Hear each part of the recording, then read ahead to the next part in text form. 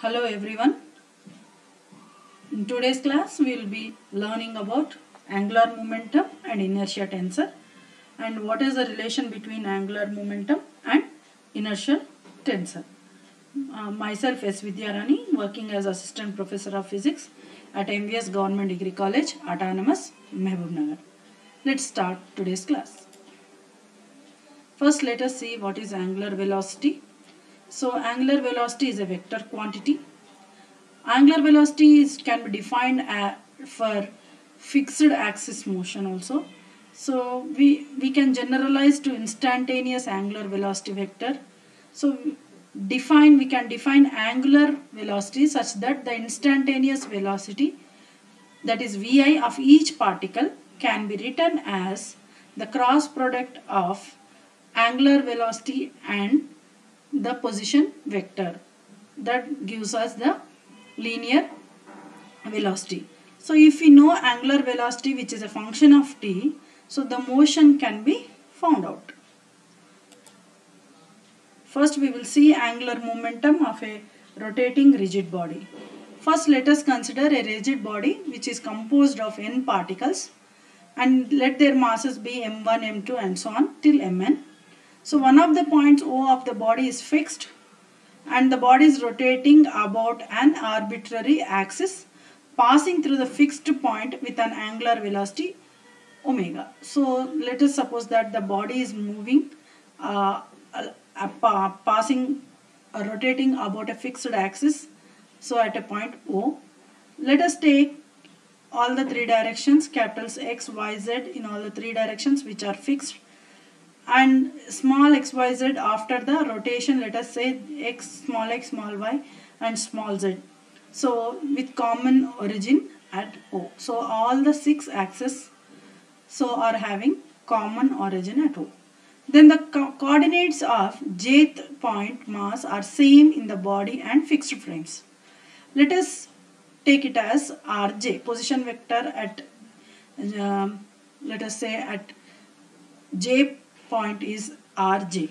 So the velocity at that particular jth point is Vj. So that can be derived as Vj is equal to drj by dt, which is at fixed point. So drj by dt is nothing but rate of change of displacement. So that is equal to velocity, we all know that. So this velocity of fixed body can be written as velocity of a rotating body plus omega cross Rj. So this is the notation that we consider for finding out the velocity of the jth particle. So when drj by dt is equal to 0 in a rigid body, this value will become 0. When we substitute this value, so this Vj will be equal to omega cross Rj. I have shown here. So Vj is equal to finally omega cross Rj because drj by dt is equal to 0 in a rigid body. So at any instant t, there is omega such that angular momentum L is equal to sigma summation of I to n, let us suppose n particles.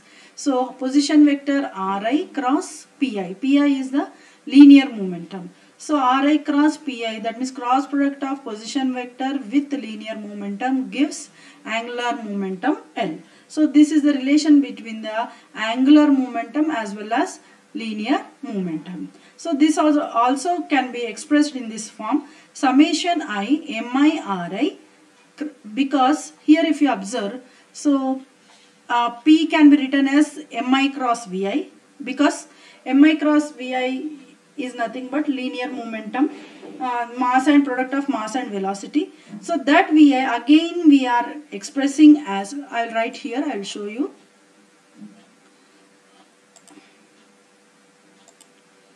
See, this is equal to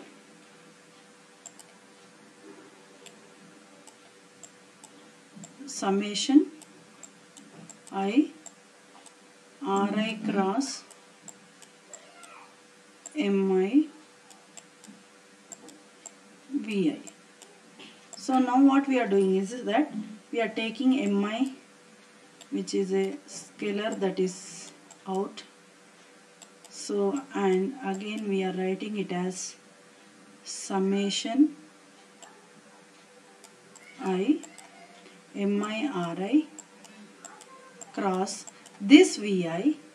We are writing, if you observe this, VI is nothing but omega cross Ri. So hence I am taking it as,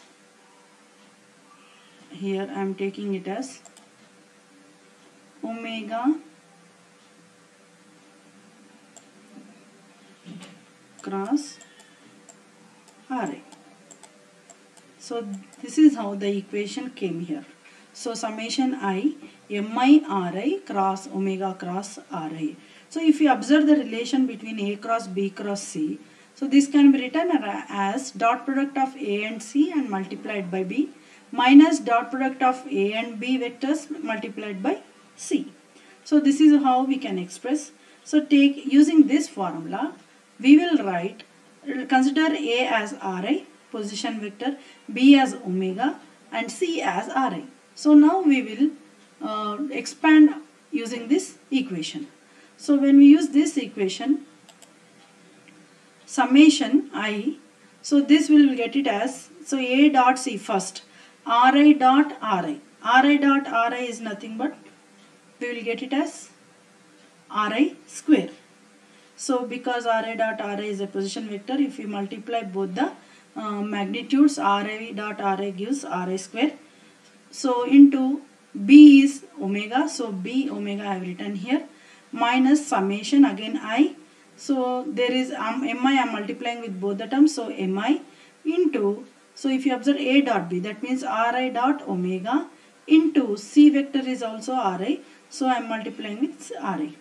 Now let us take the vector omega as well as the vector Ri in all the three coordinates or in all the three components. That is, omega can be written as omega xi plus omega yj plus omega zk, as well as Ri can also be written as xii plus yij plus zik. So this is the position vector and this is the angular velocity in terms of three coordinates. So if we move on to the next step, so from this angular momentum L can be written as summation Mi Ri square omega minus summation Mi Ri dot omega into Ri. So now let us see the x component of angular momentum. So if we consider Lx part, then summation Mi Ri square, wherever omega is there we have to put omega x, minus summation Mi. So when we expand this, so we get omega x into xi, because Ri dot omega, if you observe, so if you multiply, what happens? So this ith terms will be 1. So hence Rxi and omega x. Next omega y and yi plus omega z into zi. So and here position vector in terms of I is xi. So now if we consider all these items, so Lx is equal to this value. This can be written as summation of Mi. So if you observe both these terms, you can take Mi common and there are Ra square omega x here and here also minus xi square omega x here. So when we multiply here, so that I am taking common, plus minus of sigma Mi yi xi into omega y. So plus minus of summation Mi xi into omega z. So this can be written in this way. Then what we have to do is, now let us say this term, let us consider it as Ixx. So as we all know, so according to moment of inertia formula, this can be expressed as moment of inertia in both or in x item. So hence we can take double x omega x, whereas this is combination of x and y, hence I have taken x and y, and this is a combination of x and z, hence I have taken combination of moment of inertia of x and z into omega z. Same way, we have to find out all the three components along Lx, Ly and Lz. So let us compute one component of say Lx, temporarily dropping the subscript j. So omega cross r gives rise to this value. So next r cross omega cross r in x direction gives this value. So hence Lx is equal to, we all know that sigma mj yj square plus zi square omega x minus sigma mj xj yj omega y minus sigma mj xj zj omega z. So now we are introducing the following symbols. Just now I told moment of inertia about the z axis of the body frame. These are called as products of inertia. So the products of inertia are symmetrical. That means Ixy can be written expressed as Iyx also, because minus sigma mj xj yj is equal to minus sigma mj yj xj. So if you interchange the places of x and y also, it is both are having the same value. Hence Ixy can be written as Iyx. Hence these products of inertia are symmetrical moment of inertia. So after finding out all the values, so what we have learnt is that for the case of a body rotating about a fixed axis, we are always free of arbitrarily call the axis the z-axis, so that we have discussed up to now Ixz, Yyz, Izz is sufficient. But however, objects may not be constrained to rotate about a fixed axis. That is, a tumbling object in free fall. So we can still take the instantaneous rotation axis as the z-axis, but the axis itself can be changing with time. In addition, there are certain spin axis directions for which the angular momentum L and the rotation axis omega are in the same direction. These are called as principal axis. Finally, as invariably happens, any symmetries of the object make these principal axis obvious, and the calculations are a lot easier when symmetries can be taken advantage of. So now Ixx I have just written as summation mi ri square minus xi square. Similarly, Iyy and Izz, all these are moment of inertias, and Ixy or Ixz or Iyz are called products of inertia. Instantaneous angular momentum, if we write here, so angular momentum in terms of Lx, Ly, Lz in form of matrix form, if you write, so this will be the equation, that is Ixx, Ixy, Ixz into Iyx, Iyy, Iyz, Izx, Izy, Izz. So these are angular velocities, that is omega x, omega y and omega z. If you observe, all these are components of angular momentum L. So I have taken as L, and this this matrix is a component of moment of inertia. Hence I have taken as inertia, and this matrix is a form of angular velocity, that is omega. Hence I have written L is equal to I into omega, whereas this I is our inertial tensor, and it can be written as matrix form as Ixx, Ixy, Ixz, Iyx, Iyy, Iyz, Izx, Izy, Izz. So this I is called as inertia tensor, which is useful for us to define angular momentum, that is L is equal to I into omega. So all the three components of angular momentum can be written as Lx is equal to Ixx omega x plus Ixy omega y plus Ixz omega z. Whereas yth term can be written as angular momentum Ly is equal to Iyx omega x plus Iyy omega y and Izz omega z. In the same way, Lz can be written as Izx omega x plus Izy omega y plus Izz omega z. So for fixed axis rotation about the z direction, let us suppose omega can be written as omega into unit vector k. So this Lz is reduced to Lz is equal to Izz omega. That means sigma summation m of j xj square plus yj square into omega. This is how we can write the equation. Now if you see the simpler forms of angular momentum, we can write this equation for L in simpler forms. Instead of writing xyz, we can use the subscripts 1, 2, 3 also. So using that way also we can find out.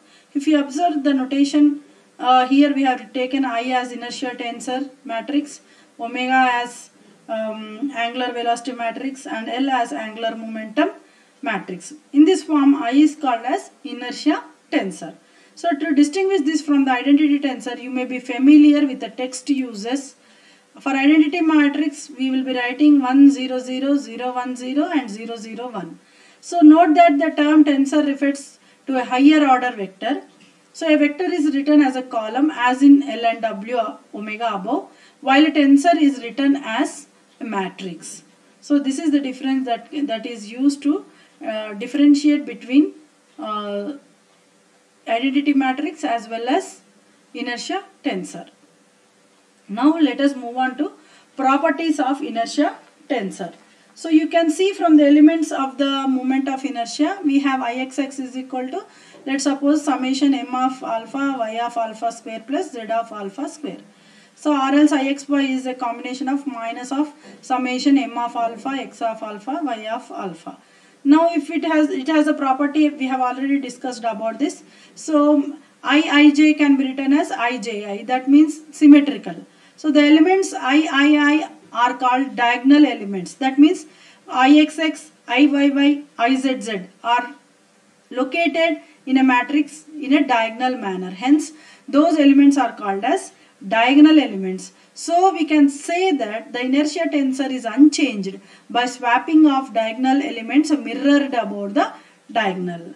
So such a swap replacing Ij with Ij and vice versa, that is I is equal to I transpose, is an operation called taking the transpose of the matrix. So we can say that I can be written as I transpose. So a matrix that is its own transpose is said to be symmetric. As we all know, a matrix, when its transpose is taken, is same as the original matrix, then we call such matrix as symmetric. And this symmetric property plays a key role in the mathematical theory of the moment of inertia tensor. However, angular velocity in the z direction can produce angular momentum about any of the three coordinate axes. Hence, Lx is equal to Ixz omega and Ly is equal to Iyz omega. In fact, the angular momentum about one axis depends on the angular velocity of all the three axes. So both L and omega are ordinary vectors, and L is proportional to omega in the sense that doubling the components of omega doubles the components of L. That, however, L does not necessarily point in the same direction as omega. So first, till now what I have learnt is that the 9 components of inertia tensor can be calculated in a 3 into 3 matrix in this way. So where I is called the moment of inertia tensor. So Ixx, Iyy, Iz are the moment of inertia about x, y, z axis of the body frame. Off diagonals terms are called as products of inertia. Since we know that Iyx is equal to Ixy, Izx is equal to Ix, Iyz is equal to Izy, out of the 9 components, only 6 at most are different and the matrix is symmetric. So the angular momentum and the kinetic energy can be expressed as L is equal to I omega and T is equal to half omega into L. That means it can be written as half omega into I into omega, that is I omega square. So for a rotation about a principal axis, a vanishing torque means that if the object is pivoted at the origin and if origin is the only place where any force is applied, then the object can undergo a rotation with constant angular velocity omega. So if you try it with a non-principal axis, this does not work at all. So now we will see one more term called principal axis and relation between moment of inertia. See, if the symmetry axis of a uniform symmetric body coincide with the coordinate axis, what happens? The products of inertia becomes 0. That means off diagonal elements of this inertia tensor matrix becomes 0. In this case, the tensor of inertia takes a simple diagonal form in such a way. So for a body of any shape and mass distribution, it is always possible to find a set of 3 orthogonal axes such that the products of inertia vanish. Such axes are called as principal axis. When off diagonal elements become 0 and only diagonal elements remain in an inertial tensor, then we call such axis to be principal axis. So principal axis of different symmetric bodies are given here. If you observe, there is a square here and this is the principal axis. So, and if you observe here, this is a rectangle, and here this is a circle, and this is a sphere, so three-dimensional, and this is a cylindrical, which is also a three-dimensional. So if you observe in the principal axis system, all the three axes will be remaining and all the other elements will become 0. That is, Lx is equal to Ixx omega x, Ly is equal to Iyy omega y, Lz is equal to Izz omega z in all the three directions. Now what we will find is that we can calculate a single inertia tensor through a point that takes account of the shape of the object independent of the axis of rotation, and once that is established, the angular momentum about any axis through that point can also be determined. So we can also find that there are certain coordinate axes, the principal axis for which the inertia tensor becomes especially simple. As of now, we have seen how the inertia tensor can be written simpler way using only principal axis. So this is also called as diagonalization of inertia tensor. You might have observed here in the above matrix also we have seen all the diagonal elements are existing, but off diagonal elements have become 0. That means products of inertia tensor has become 0. So if you observe this principal axis, this is called as diagonalization of inertia tensor. One can choose a set of body axes that make the inertia tensor diagonal. These axes are called as principal axis. So to find out that, we require eigenvectors that we will be learning in the upcoming slides.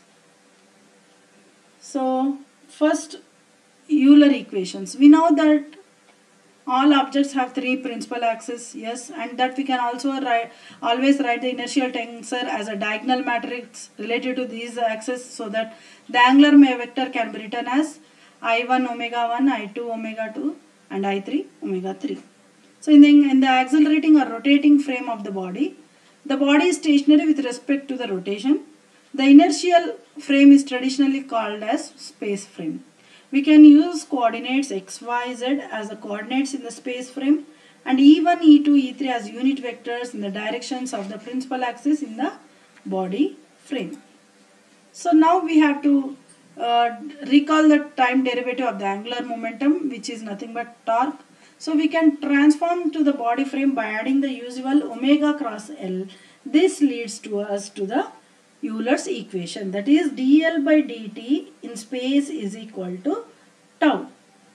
So dl by dt in space can be expressed in terms of dl by dt in a inertial frame of reference body plus omega cross L, which is called as Hungry operator. So this dl by dt at space, we are considering it as L dot plus omega cross L is equal to, so this we are taking as the first derivative, so L dot plus omega cross L is equal to, this value is tau, so hence I am writing it as tau. Since L is equal to I1 omega 1, I2 omega 2, I3 omega 3, we have differentiation of L gives rise to, let us suppose lambda 1 omega 1 dash, lambda 2 omega 2 dot, lambda 3 omega 3 dot. Therefore, the Euler vector equation L dot plus omega cross L is equal to tau can be written as three equations, and those three equations are lambda 1 omega 1 dot minus lambda 2 minus lambda 3 into omega 2 omega 3 is equal to tau 1, first equation, and lambda 2 omega 2 dot minus lambda 3 minus lambda 1 into omega 1 into omega 3 is equal to tau 2. Second equation, lambda 3 omega dot 3 minus lambda 1 minus lambda 2 omega 1 omega 2 is equal to tau 3. This is the three equations that we get along all the three directions for torque. So these equations give the evolution of omega in the frame of the body, but in general they are difficult to use because they require knowledge of the components G1, G2 and G3 of the applied torque, which in the rotating frame are complicated. Now let us see a situation where torque is not existing. That means tau 1, tau 2, tau 3, all the three components becomes to 0. So they are useful, however, in cases where the torque is 0, then that will be discussed. So meanwhile, for the example of the spinning top, we have the case that the torque is always perpendicular to E3. So G3 is equal to 0. Also, because of the symmetry of the top, I1 is equal to I2. The third equation above then says that lambda 3 omega dot 3 should be equal to 0. So Euler equation with 0 torque. Now we are considering Euler equation with 0 torque. Just now I have told that if there is no torque existing, then tau 1, tau 2, tau 3 becomes 0. So rearranging the equations that we have discussed earlier. So in the case of 0 torque, these Euler equations are transformed in this way. These are the three equations that we got after substituting T1, T2, T3 as 0. First we will consider these equations when the three principal moments are all different, and then for the case as for the spinning top, that I1 is equal to I2.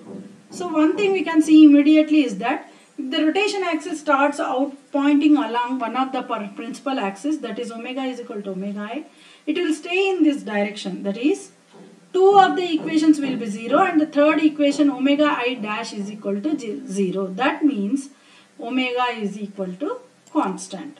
So conversely, if the rotation axis is not along one of the principal axis, its direction will not be a constant.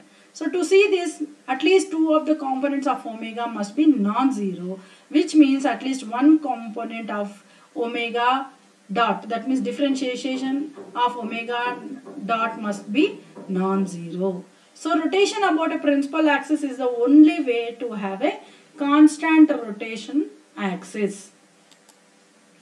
So what have we learned today is that what is the relation between the angular momentum and the inertia tensor.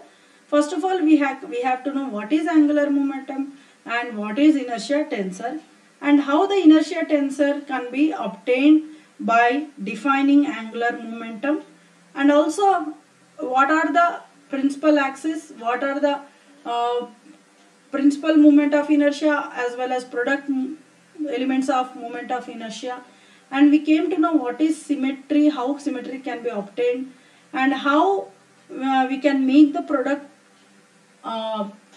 elements of diagonal elements as 0, so that we get a simpler way of inertia tensor.